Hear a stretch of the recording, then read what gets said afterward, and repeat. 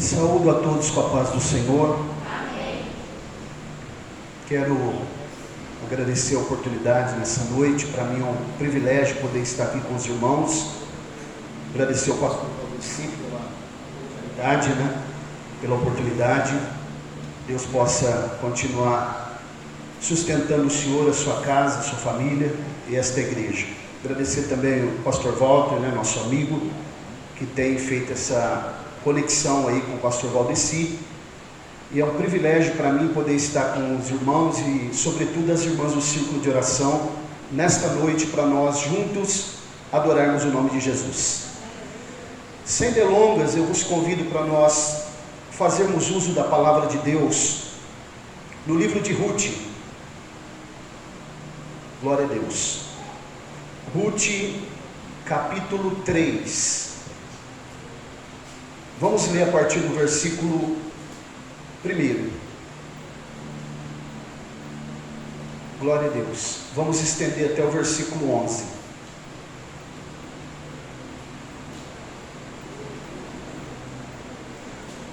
Glória a Deus. Todos acharam? Leiamos então a santa, bendita e eterna palavra de Deus. Então Noemi, sua sogra, lhe disse: minha filha, não buscarei eu descanso para ti, para que fiques bem? E agora não é Boaz, com cujas criadas tu estavas, nosso parente? Eis que esta noite ele joerará a cevada na eira. Lava-te porquanto, e unge-te, e coloca-te sobre ti as tuas vestes, e desce até a eira, mas não te faças conhecida ao homem, até que tenha terminado de comer e beber. E será que quando ele se deitar, tu marcarás o lugar onde ele se deitar, e entrarás e descobrirás os seus pés, e te deitarás, e ele dirá o que deves fazer. E ela lhe disse: tudo o que me disseres farei. E ela desceu até a eira e fez de acordo com tudo o que a sua sogra lhe havia ordenado. E quando Boaz já havia comido e bebido, e o seu coração estava alegre, ele foi se deitar no fim da pilha de grãos, e ela chegou delicadamente e descobriu os seus pés e se deitou. E sucedeu que à meia-noite o homem ficou temeroso e se virou, e eis que uma mulher estava deitada aos seus pés. E ele disse: quem és tu? E ela respondeu: eu sou Ruth, tua serva. Estende, pois, a tua aba sobre a tua criada, porque tu me és um parente próximo. E ele disse: bendita sejas tu do Senhor, minha filha, pois demonstraste mais benevolência no final do que no começo, porquanto não seguiste os moços, quer pobres ou ricos. E agora, minha filha, não temas, farei contigo tudo o que requeres, pois toda a cidade do meu povo sabe que és uma mulher virtuosa. Podemos dizer amém? Amém. Podeis tomar o vosso assento. Toda honra e glória seja dada ao Senhor para sempre.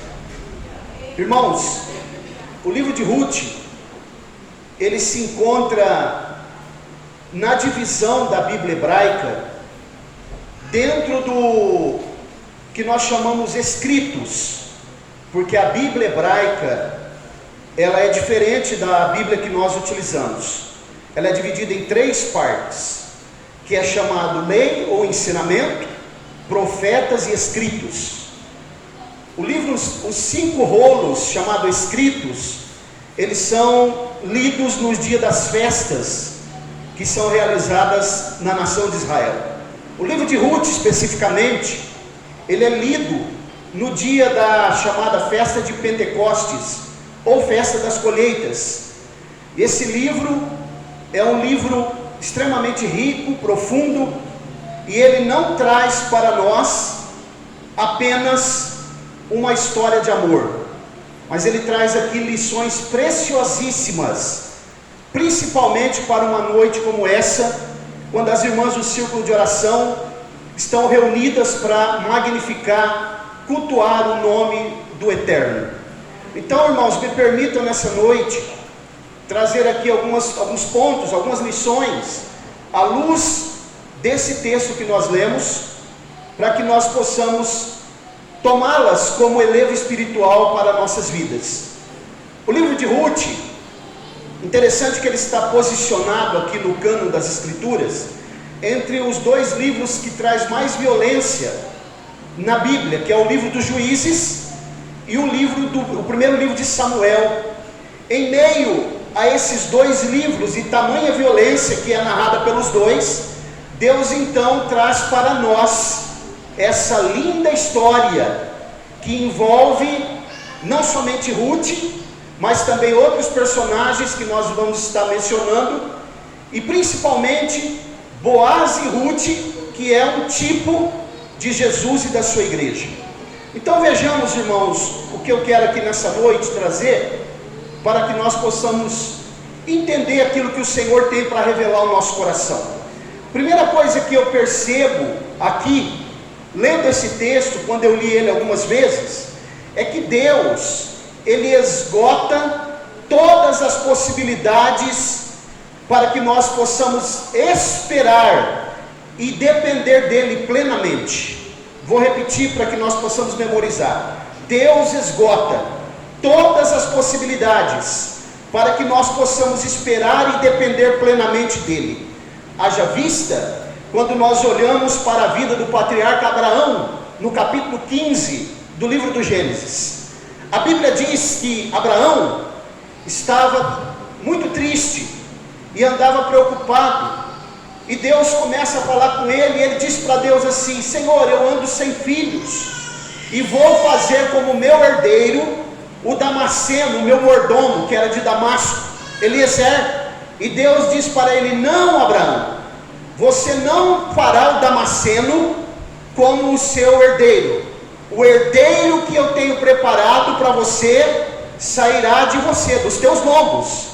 E nós observamos à luz da Bíblia que Abraão, quando ele vai ter o seu filho da promessa, ele já estava com aproximadamente 90 anos, a sua esposa também já bem ultrapassada em idade, e logo nós podemos dizer então que não havia nenhuma possibilidade aos olhos humanos que aquele casal pudesse ter um filho. Então é o que eu quero dizer para os irmãos, assim como na história de Ruth, é que Deus, ele sabe fazer como os homens não sabem. Ele trabalha numa instância muito superior à instância dos homens. Ele trabalha onde os homens não podem trabalhar. Ele assina onde a nossa caneta não alcança. Ele estabelece onde nós não podemos estabelecer. Ele usa pessoas para nos abençoar e entrar na nossa frente onde nós não podemos entrar. Deus esgota todas as possibilidades. Quando nós dizemos não há mais possibilidade, não tem mais jeito, não há esperança, não há uma luz no fim do túnel, é nesse momento exato que Deus entra em ação. E quando Deus entra em ação e bate na mesa da decisão, ninguém revoga aquilo que Deus faz. É exatamente isso que aconteceu nessa história dessa mulher chamada Ruth, que não obstante, não era uma mulher que pertencia ao povo hebreu, mas ela se tornou uma das 4 mulheres que fazem parte da genealogia do Salvador. Então olha como Deus trabalha, olha como Ele faz, olha como Ele age, olha como Ele vai agindo muito diferente do homem, olha como Ele trabalha numa instância superior à instância dos homens, olha como Ele utiliza as ferramentas que os homens não têm, olha como Deus, Ele vai abrindo caminho onde parece não ter caminho, olha como Deus vai abrindo porta onde não existe porta, porque o nosso Deus é o Todo-Poderoso. Observe como Deus, Ele faz todo o pano de fundo histórico desse texto, desse acontecimento. Ele se passa em 2 lugares, na terra de Moabe, e se passa na cidade de Belém, que na verdade Belém, Beit Lehem, né, do hebraico, nós falamos Belém, mas essa cidade, irmãos, ela fica aproximadamente a 10 quilômetros de Jerusalém. E essa cidade é exatamente quem vai para o caminho de Belém, onde nasceu Jesus, onde nasceu o rei Davi.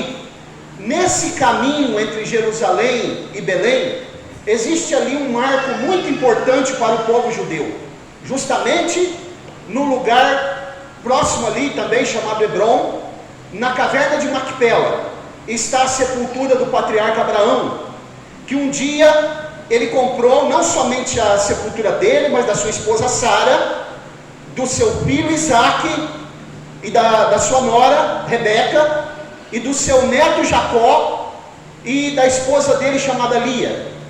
Estão ali, quando alguém passa, há uma placa ali, quem já foi a Israel e passa por ali, aqui está ou jaz aqui o patriarca Abraão e toda a sua família. Mas Abraão não conquistou esse local de qualquer maneira. A Bíblia diz que quando Sara morreu, ele vai até o filho, até Het, e ele compra essa sepultura, paga por ela, e ele não tinha terra ainda, ele já possuía camelos, ele já possuía bois, ele possuía muita coisa, mas ainda não tinha terra. E ao pagar e comprar por essa sepultura, ele está estabelecendo naquele lugar que ele é o representante do Deus vivo, o Deus Todo-Poderoso, o Deus único, Criador de todas as coisas, porque até então aquela terra era politeísta, eles acreditavam em muitos deuses.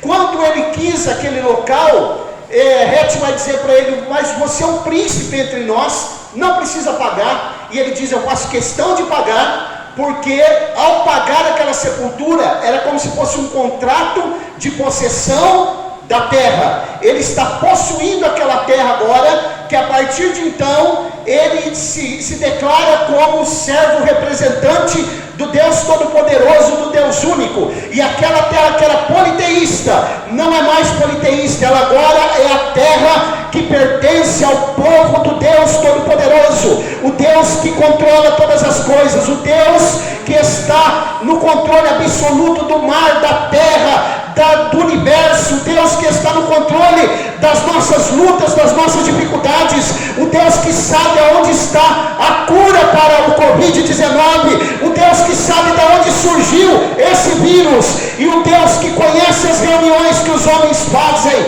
durante a noite. Glória a Deus. Nesse momento, irmãos, que Abraão possui a terra, essa terra agora passa a ser uma herança do povo de Deus. Por que eu estou dizendo isso? Porque a Bíblia fala desse homem aqui no capítulo 1, versículo 1 em diante, de Elimeleque, marido de Noemi. Eles possuíam 2 filhos, Malom e Quilion. E a Bíblia diz em Ruth capítulo 1, versículo 1, que houve fome em Belém. Ora, se Belém significa casa de pão, como pode faltar pão na casa de pão?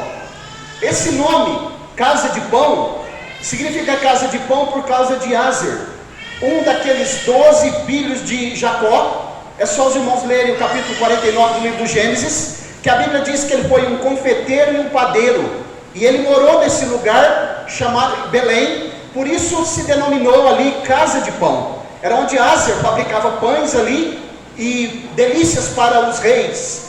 Então nesse momento acontece, irmãos, parece um paradoxo. Irmãos, já imaginaram chegar numa padaria aqui pela manhã para comprar pão e dizer: me dá alguns pães, e a moça dizer assim: aqui não tem pão. Como pode na padaria não ter pão? Era exatamente o que estava acontecendo em Belém. A Bíblia diz que houve uma grande fome lá na cidade de Belém. E a Bíblia diz então que Elimeleque pegou sua família. A Bíblia não diz que ele orou antes de tomar a decisão, porque às vezes é comum a gente ler nas escrituras, fulano orou, como por exemplo Neemias. A Bíblia diz que quando ele recebeu a notícia que o seu povo estava em estado deplorável lá em Jerusalém, ele estava na Pérsia, e a Bíblia diz que ele se entristeceu naquele momento, que ele ajoelhou e orou ao Deus vivo. Naquele momento ele estava pedindo uma direção, mas a Bíblia não diz isso a respeito de Elimeleque. A Bíblia diz na sua narrativa que ele toma a sua família e ele vai para a terra de Moabe, uma terra estranha. A Moabe, ou os moabitas, tipifica uma inclinação para a carne, e ele desce para Moabe, e a Bíblia diz que eles estão ali agora em Moabe, para fugir da fome. Eu fiquei lembrando naquilo que Jesus disse, em Mateus 16, 25, quem quiser salvar sua vida, perdê-la-á, mas quem perder a sua vida por amor de mim, herdará a vida eterna. Observe que esse homem, tentando salvar a sua vida e a vida da sua família, ele se precipita e ele vai sem orar e sem pedir a direção de Deus para Moabe. E é exatamente esse ponto que eu quero refletir aqui com os irmãos.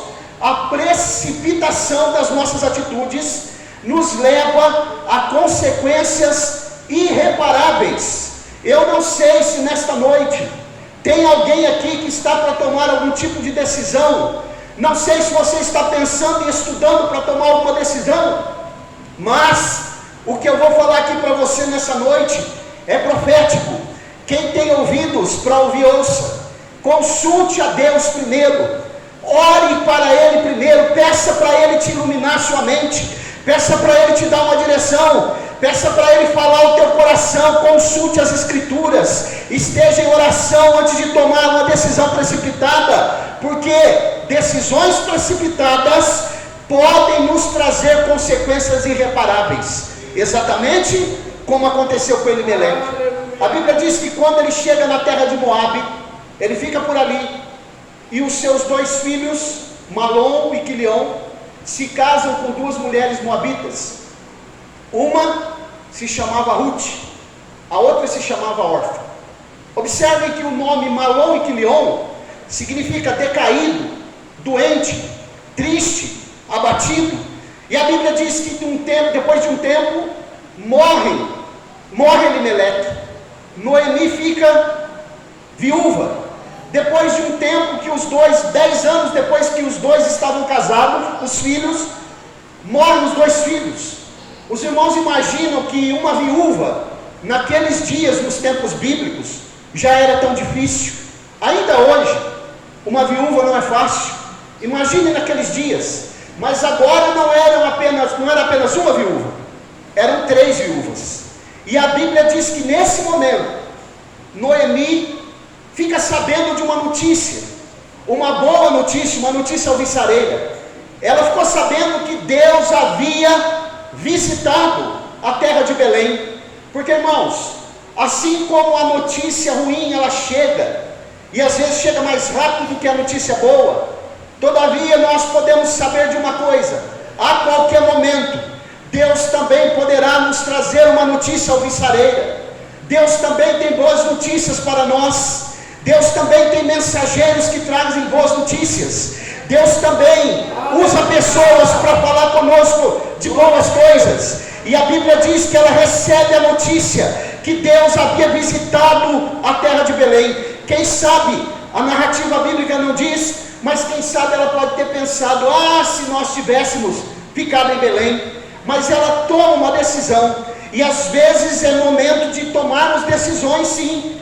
Tem que pensar, tem que orar, tem que consultar a Deus, porque nós somos dirigidos por Ele. A vida que nós vivemos, não vivemos mais por nós mesmos, somos servos do Deus vivo, temos alguém que cuida de nós, somos orientados por Ele, a nossa direção precisa vir dEle, da Sua palavra, as diretrizes dEle é que regem a nossa vida. Nós não somos levados pela balança comercial, nós não somos dirigidos pelo dólar nem pelo euro, não somos dirigidos pelo presidente da nação, ainda que ele seja o líder da nação. A nossa direção vem da palavra de Deus, do Deus Todo-Poderoso. A nossa direção vem daquele que não falha, não erra e não patrocina fracasso. A nossa direção vem daquele que, quando ele trabalha, ele pode fazer aquilo que os homens não têm capacidade. Então nessa noite, peça para Ele, fala comigo: Senhor, me dá direção, porque eu preciso da Tua palavra. Glória a Deus. Observe, ela toma uma decisão. Eu vou voltar para a terra, para Belém, casa de pão, Quantas pessoas que abandonam a casa de pão, que também é um tipo da igreja, e vão embora, né? Às vezes por qualquer coisa. Quantas pessoas, irmãos, nessa pandemia, que foram embora? Eu sou pastor de igreja, e às vezes você liga para a pessoa: irmão, você não vai vir para a igreja? Ah, pastor, estou com medo da pandemia, eu não vou mais não, eu estou assistindo as lives aqui. Live, irmãos, foi coisa feita em caráter emergencial. Live é paliativo. A igreja precisa estar congregada, a igreja precisa estar juntos, congregado. Nós somos o corpo de Cristo, mas as pessoas preferem as lives porque é mais cômodo, né? É mais tranquilo. E um dia eu liguei para o irmão e disse: estamos com medo, pastor, da pandemia. Não foi mais, mas a gente vê ele em todos os lugares, no comércio, na lotérica, pagando conta. Eu acredito que o vírus não deve estar nesses lugares, né? Só dentro da igreja. Então, irmãos, observe quem é o ser humano. Nós precisamos estar na casa do Senhor. Nós sabemos que aqui não é a igreja, aqui não é a igreja, esse templo. A igreja somos nós, mas o templo é onde o nome do Senhor é honrado. O nome do Senhor está no templo. Isso, quando a gente vai estudar sobre o templo, a gente percebe que o nome de Deus é honrado no templo. O nome de Deus é tributado a Ele no templo. Então nós devemos estar no templo, sim, ainda que há perigo de se contaminar, mas nós estamos aqui debaixo da proteção do Todo-Poderoso. Aquele que habita no esconderijo do Altíssimo, a sombra do Todo-Poderoso descansará. Precisamos estar aqui adorando e magnificando o nome do Senhor. Não há outro lugar melhor do que esse. E muitas pessoas abandonaram a casa de pão e estão com fome. Mas ela disse: vou voltar. Bem-aventurado é aquele que diz: eu vou voltar, né? Como o filho pródigo, vou voltar. Irmãos, quando ela vai voltar, ela toma a decisão de voltar, ela está com 2 noras, e ela reúne as noras. Essa mulher Noemi, a palavra Noemi significa doçura, doçura. Ela tinha liderança. Ela reúne as noras e diz para elas: vocês agora devem voltar para a casa dos seus pais, porque eu teria filhos ainda, para que vocês pudessem ter maridos. E a Bíblia diz que Orfa chorou. A palavra Orfa significa rebeldia, ou então significa também pescoço. Está ligado ao pescoço porque é aquela que vira as costas. E a Bíblia diz que ela chorou a priori no primeiro momento, mas depois ela se despediu e foi embora. Você já conheceu alguém assim? Que chora, mas depois ele vai embora, que se despede, porque ele não tem vínculo com você e com a sua família. Sabe como eu chamo essas pessoas? Os amigos andorinha. São aqueles que, quando nós estamos no verão, as coisas estão boas, tem dinheiro, tem saúde, tem uma boa igreja para dirigir, pastor, os amigos estão conosco. Mas quando vem o inverno sobre a nossa vida e se abate sobre nós, eles fazem como as andorinhas, eles migram para outros lugares. Assim fez Orfa. Ela chorou, mas era apenas um choro de remorso, porque o remorso não é como o arrependimento.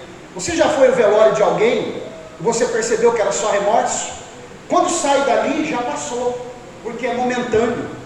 Orfa era mais ou menos isso. Mas a Bíblia diz que Ruth não. A palavra Ruth significa amiga, e ela se aproxima de Noemi, e ela diz assim, embora não obstante Noemi tenha insistido com ela para que ela voltasse, ela disse: eu não te deixarei, o teu povo é o meu povo, o teu Deus é o meu Deus. Observe, ela não disse: o teu povo será o meu povo, o teu Deus será o meu Deus. Não, olha a conjugação do verbo que está no presente. O teu Deus é o meu Deus, o teu povo é o meu povo. E a Bíblia diz que não houve como mais Noemi insistir, e eles voltam para Belém. Irmãos, escute o que eu vou falar. Há momento em que nós precisamos voltar. Se há alguma coisa mal resolvida, ainda que seja no momento da nossa morte, no leito de morte, nós teremos que resolver. Existem coisas que nós deixamos para trás, mas você já observou uma coisa? Quando você está viajando em um carro, Tem o para-brisa que é grande, mas tem 2 retrovisores, são pequenos, menor que o para-brisa, mas aquele para-brisa, ele é maior porque você está andando para frente. Os retrovisores estão dizendo que você precisa olhar atrás e não se esquecer daquilo que ficou para trás e que ficou mal resolvido. Porque tem pessoas, pastor, que ele vai andando pelo caminho e ele vai jogando semente, e depois às vezes ele se esquece que a lei da semeadura é uma lei irrevogável, inexorável. Ele precisará voltar pelo caminho colhendo os frutos daquela semente. Então nessa noite, o que Deus está falando conosco, a revelação da sua palavra, é que há coisas mal resolvidas, coisas que precisarão ser resolvidas ainda, e Deus te dará sinais para que você entenda que enquanto não for resolvido, não passará o problema. Elas voltam para Belém. Inclusive, irmãos, estava até pensando, se eu fosse dar aqui um tema para essa reflexão, nós poderíamos chamar vencendo o opróbrio, a vergonha, e recomeçando. Vencendo o opróbrio e recomeçando. O que precisava acontecer aqui era um recomeço. E a Bíblia diz que elas chegam em Belém. Os irmãos já pararam para pensar um pouquinho? O momento da vergonha. Quando ela chega na cidade lá, ela diz assim, Noemi significa doçura, né? Ela diz assim, não me chamem de Noemi, me chamem de Mara. Mara significa amargura, porque o estado emocional dessa mulher era deplorável. Já acredito que nem tinha mais. Se os psicólogos de hoje fossem fazer uma análise na vida dessa mulher, talvez eles diriam, essa mulher não tem mais e nem emocional. Ela estava triste e abatida. E a Bíblia diz que então elas chegam, os irmãos imaginam naqueles tempos, 2 mulheres para se sustentar. E a única coisa que vem à mente delas, Ruth, que era uma mulher também destemida, e não é por acaso que ela está inserida na genealogia de Jesus, e ela vai se tornar a avó do maior, a bisavó do maior rei que já teve em Israel. Se você for em Israel, irmãos, você pode chegar lá e perguntar qual foi o maior rei que já pisou aqui nessa terra. Eles não vão dizer que é Salomão. Qual é a estrela que tem na bandeira de Israel? É a estrela de Salomão? Não, é a estrela de Davi, que era o escudo de Davi, porque ele foi o maior. E essa mulher aqui, mesmo sendo estrangeira, essa mulher é um tipo do gentil, do estrangeiro que está lá fora, mas que tem um encontro com Jesus, porque Jesus veio para salvar a todos. E quando eu falo todos, é todos mesmo que os calvinistas dizem que todos não são todos, né? Mas nós sabemos que todos são todos aqueles que se arrependerem, todos aqueles que professarem publicamente que Jesus Cristo é o Senhor. Jesus veio para transformar qualquer tipo de pessoa. Jesus é o libertador, que libertou não apenas um povo e um povoado, mas libertou todos aqueles que se chegarem até Ele. E Ele diz em João 8,32, conhecereis a verdade, e a verdade vos libertará. João 8,36, se pois o Filho vos libertar, verdadeiramente sereis livres. Ruth é um tipo do estrangeiro, das pessoas que estão longe, distante. Ela era de Moabe. E o que ela vai fazer? Existia uma lei na colheita, que se poderia os pobres, aqueles que não tinham condição de se sustentar, eles iam pegar o rabisco, aquilo que sobrava, que caía na eira. E não por acaso, porque Deus não trabalha com coincidência, e Ele sempre sabe fazer. Tudo aquilo que acontece na nossa vida é porque Deus está trabalhando.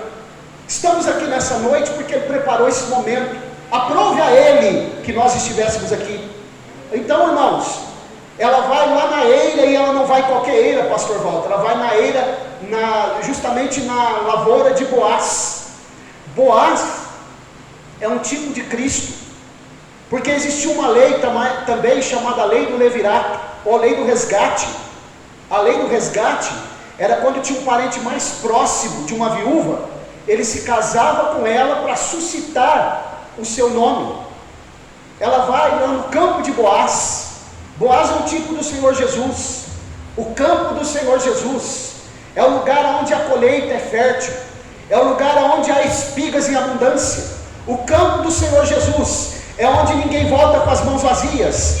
O campo do Senhor Jesus é onde há um remanescente fiel, um rabisco fiel que ainda professa e pratica esta palavra, mesmo nos tempos de dificuldade que nós estamos vivendo, de caos e perplexidade, tempo que tanta gente está na internet aí, ensinando coisas que a Bíblia não diz, tempo que muitos estão sentando nos banquinhos e dizendo, olha, a Bíblia, assina meu canal aí, porque eu vou te ensinar algo. Eles não têm autoridade para isso, mas ainda há um rabisco, um remanescente fiel, que está aguardando a vinda daquele que é todo poderoso, que virá buscar um povo especial, zeloso e de boas obras. O nome dele, Jesus Cristo, o Senhor desta igreja.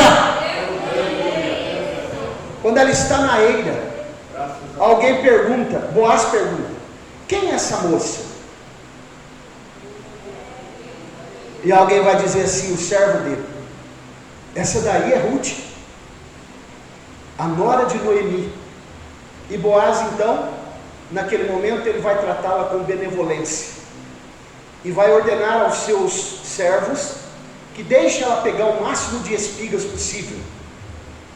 Ela volta para casa. Estou caminhando para o fim, irmãos. Ela volta para casa, chega lá, ela conta para sua sogra. Observem, chegamos ao texto que nós lemos. Quando ela fica sabendo, a Bíblia diz que ela comeu, guardou o que sobrou, levou. Noemi também comeu e ainda sobejou espigas.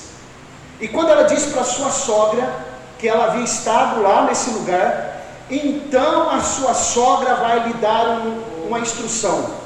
O problema que nós estamos vivendo hoje, com essa geração de hoje, é que eles não sentam mais para ouvir conselho, eles não sentam para aprender, e quem não senta para aprender não tem autoridade para levantar para ensinar. Isso aqui é um princípio. A juventude de hoje, eles não querem mais aprender, eles não querem ter mais mestres, pessoas que possam ensiná-los. Nós estamos vivendo um tempo que as pessoas nem respeitam o pastor mais, tratam o pastor de qualquer maneira. Eu sou de um tempo, sabe como eu tratava os meus pastores? Sim, senhor. Observe, irmão, se alguém chegar em Israel, qualquer um, e disser assim, eu sou um mestre, um rabino, eles vão dizer para ele assim, qual a tua escola? Aí ele vai dizer a escola. Aí eles vão perguntar, quem é o teu mestre? Porque isso aqui é imprescindível. Nós temos orientação de alguém, só que tem uma coisa, tem que procurar pessoas que têm vida com Deus. Tem que procurar pessoas de caráter ilibado para nos dar conselho. A Bíblia diz que na multidão de conselheiros há sabedoria. Mas que conselho nós estamos recebendo? Dos youtubers, das influências aí do youtuber, cantores de funk que estão nas redes sociais. Que tipo de referência eles são? A nossa referência precisa ser pessoas que vivenciem na prática essa palavra. Pessoas que têm caráter ilibado, pessoas que têm vida com Deus, pessoas que você sabe que pregam o que vive e vive o que prega. A sogra vai orientar ela e vai dizer para ela, você precisa ir, você vai se lavar agora, vai te ungir. Ungir é perfume, irmãos, passar perfume. Você vai se vestir e você vai onde ele está, lá na eira, no campo. Mas você vai fazer o seguinte, quando você chegar lá, não vai deitar com ele ao chegar lá, não te faça desconhecido, não se deite com ele, até que ele tenha comido ou bebido. Isso aqui é uma estratégia. Observe, a Bíblia diz, no capítulo 3 do livro de Ruth, versículo 3 em diante, lava-te porquanto te unge, te perfuma, né? Coloca sobre ti as tuas vestes e desce a eira. Mas não te faças conhecido ao homem, até que tenha terminado de comer e beber. E será que quando ele se deitar, você vai olhar o lugar, vai marcar o lugar onde ele se deitou, e entrarás e descobrirás os seus pés. Sabe o que é descobrir os pés? Tirar a roupa, numa linguagem poética, e você vai se deitar. Agora observe, irmãos, olha o que a Bíblia está nos ensinando aqui nessa noite. Quem tem ouvidos para ouvir, ouça. Ela desceu. E o interessante é que ela diz assim para a sogra, eu farei tudo conforme você me disse. Olha que moça obediente. Ela entendeu que aquela sogra dela era autoridade na vida dela, pastor. A sogra dela era representante de Deus na vida dela agora. A sogra dela dava as diretrizes, porque precisa ter alguém na nossa vida, irmãos, precisa ter uma linha de comando. Ninguém pode viver absolutamente sem regras. Estamos vivendo um período que não há regras. A sociedade está se dissolvendo porque não tem mais regras. Ninguém quer escutar a palavra não mais, mas precisa ter, porque onde não há regras, a sociedade se autodestrói. É por isso que a Bíblia é um livro com um conjunto de regras, sim. É um livro que nos mostra quem nós somos. Tiago diz que a palavra de Deus é como um espelho. Quando eu olho para ela, eu vejo quem eu sou e vejo quem eu deveria ser. Irmãos, olha aqui, ela vai, a Bíblia diz que ela desceu, observou, fez tudo de acordo com a sogra havia ordenado. Versículo 7. Quando Boaz já havia comido e bebido, o seu coração estava alegre. Ela foi se deitar no fim da pilha de grãos. Ela chegou delicadamente, descobriu os seus pés. Ela tirou a roupa dele, ele nem percebeu. Delicadamente, porque a mulher de Deus sabe como agir em qualquer situação. Foi lido aqui o capítulo 31 de Provérbios. A partir do verso 10 até o verso 31, existem inúmeras qualidades da mulher virtuosa. A mulher virtuosa é como um navio mercante. Ela busca comida, auxílio de longe. E a Bíblia diz que o seu marido se assenta na porta da cidade com os anciãos, e ele é honrado, porque a mulher virtuosa, ela é uma mulher de testemunho por onde quer que ela ande.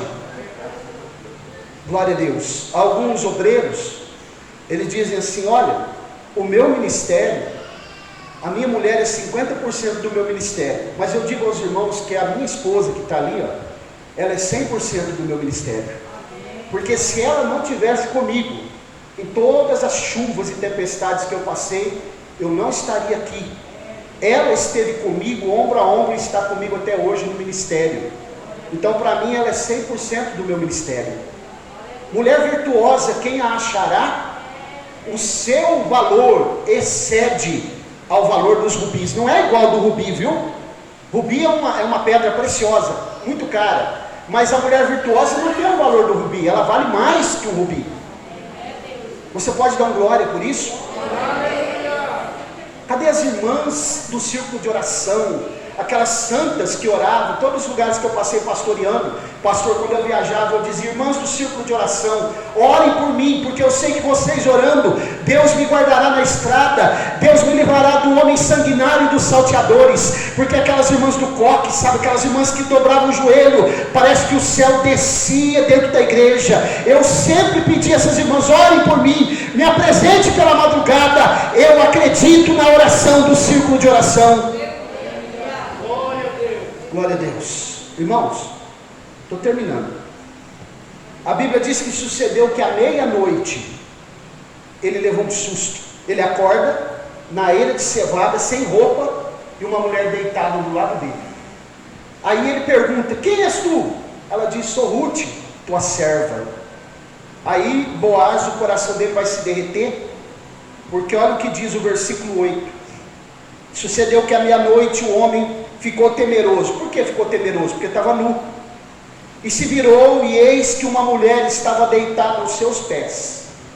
E ele disse: quem és tu? Ela respondeu: sou Ruth, tua serva. E estende, pois, a tua capa, a tua aba, sobre a tua criada, porque tu és o parente remidor. O que está acontecendo aqui? Estender a capa, ela está convidando ele para o ato conjugal. E ele não quis, ele disse: espera um pouquinho aí. Ele vai chamá-la de mulher virtuosa, irmãos, porque ele diz assim: agora eu sei que és mulher virtuosa, e toda a cidade do meu povo sabe, porque você não foi atrás de homens ricos e nem pobres. O que ele está dizendo: você veio ao lugar certo, na direção de Deus. Eu sou resgatador, mas ele disse assim: olha, tem um outro que é mais próximo, eu não posso te resgatar sem falar com ele antes. Eles não se conheceram aqui, justamente por isso. Olha como isso aqui é um princípio de casamento, irmãos. Casamento é outra instituição que está banalizada. As pessoas estão banalizando o casamento. dizendo que é uma instituição falida. Isso não é verdade. O casamento é uma instituição estabelecida por Deus, e o homem não tem autoridade para dissolver aquilo que Deus estabeleceu. Sabe por quê? Quando nós fazemos casamento, o que nós dissemos, pastor? Aquilo que juntou Deus não separe o homem. Quando os fariseus, no capítulo 19 de Mateus, questionaram Jesus e disseram: mas Moisés disse assim e deu carta de divórcio. Porque Moisés, que ele está dizendo, não é a pessoa de Moisés, é a lei. Aí Jesus disse assim: olha, mas no princípio não era assim. Sabe o que é o princípio? O princípio é maior que a lei. Eles estão falando da lei para ele, mas ele está dizendo: o princípio é maior. O princípio é o Gênesis. Lá atrás ele está remetendo. Então, irmãos, o casamento é uma bênção. A palavra casamento significa ser recebido em casa. Aqui é o princípio de casamento. Aleluia. Só que olha que interessante para fechar. Deus visita o seu povo, irmãos, e realmente Deus faz com que o seu povo vença o opróbrio, a vergonha, e recomece. Agora escute o que eu vou falar. Quando Orfa se afasta de Noemi e vai embora, isso aqui é outra coisa que nós precisamos entender. Para vencer a vergonha, o opróbrio e recomeçar, às vezes Deus tirará pessoas de próximo de nós. Existem pessoas que não estão prontas para andar conosco, ainda que eu a perdoe, mas para andar junto não dá. Perdão é mandamento, tem que ser perdoado. Perdão não é sentimento, viu? Perdão é mandamento, eu tenho que perdoar. Agora, andar junto é outra coisa. Sabe por quê? Lembra de Jacó e Esaú? Eles se abraçaram, se perdoaram, e aí Esaú disse assim: vamos comigo. E ele disse: não posso, eu tenho criança, eu tenho gado, eu vou no pasto do gado. Ele estava dizendo assim: ó, não dá para acompanhar o senhor, pode ir que depois eu vou. Mas ele não foi para o lugar que Esaú foi, porque os montes de Seir, Edom, não dava para ele morar. Tem pessoas que Deus tira da nossa caminhada para que haja um recomeço na nossa vida. Às vezes você não entendeu porque que aquela pessoa se apartou de você. É Deus trabalhando. Deus trabalha nos bastidores. Deus sabe fazer, Deus sabe mexer as peças do tabuleiro como ninguém sabe. Às vezes vai ser preciso Deus tirar alguém da tua jornada, de próximo de você, para recomeçar. Aleluia. Glória a Deus. Quando o Boaz vai até o parente mais próximo e diz: olha, eu não sou o parente mais próximo de Ruth, porque era só o mais próximo, mas se você não quiser resgatá-la, em outras palavras, se você não quiser se casar com ela, eu me caso. Sabe o que o parente mais próximo disse? Eu não posso me casar com ela porque eu já sou casado. Você sabe o que significa isso? Significa que o Deus Pai, o Deus Todo-Poderoso, Yahvé, ele já tem uma esposa. É a nação de Israel. É só olhar o capítulo 33 do livro do profeta Jeremias, do 31 ao 33, que Deus se casou com a nação de Israel lá no Monte Sinai. Então, quem é a noiva de Jesus? É a igreja. O pai não pode casar com a noiva de Jesus. Por isso que esse parente mais próximo não pode casar com Ruth, porque Ruth é o tipo da igreja. Nós não somos gentios que chegamos aos pés do Senhor. Ruth era uma mulher gentílica. E ele disse: não, já sou casado, e Yahvé já tem a sua esposa. Então Boaz retorna e se casa com Ruth. A vergonha foi vencida. Ela se torna agora, sabe quem é Ruth? É a mãe de Obed. Obed é o pai de Jessé. Jessé é o pai do rei Davi. E do rei Davi suscita-se a linhagem do Salvador Jesus Cristo. Perceberam, irmãos, como o nosso Deus trabalha? Perceberam como esse Deus tem minúcias e detalhes, como Ele não falha nunca? Deus não precisa de fosfosol. Deus não se esquece como os homens. Ah, fulano se esqueceu de mim como o copeiro se esqueceu de José, mas a qualquer momento Deus se lembrará de você e você receberá uma boa notícia.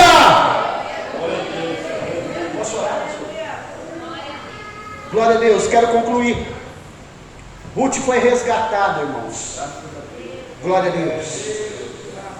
Resgatador, resgate, a palavra goelo, resgate.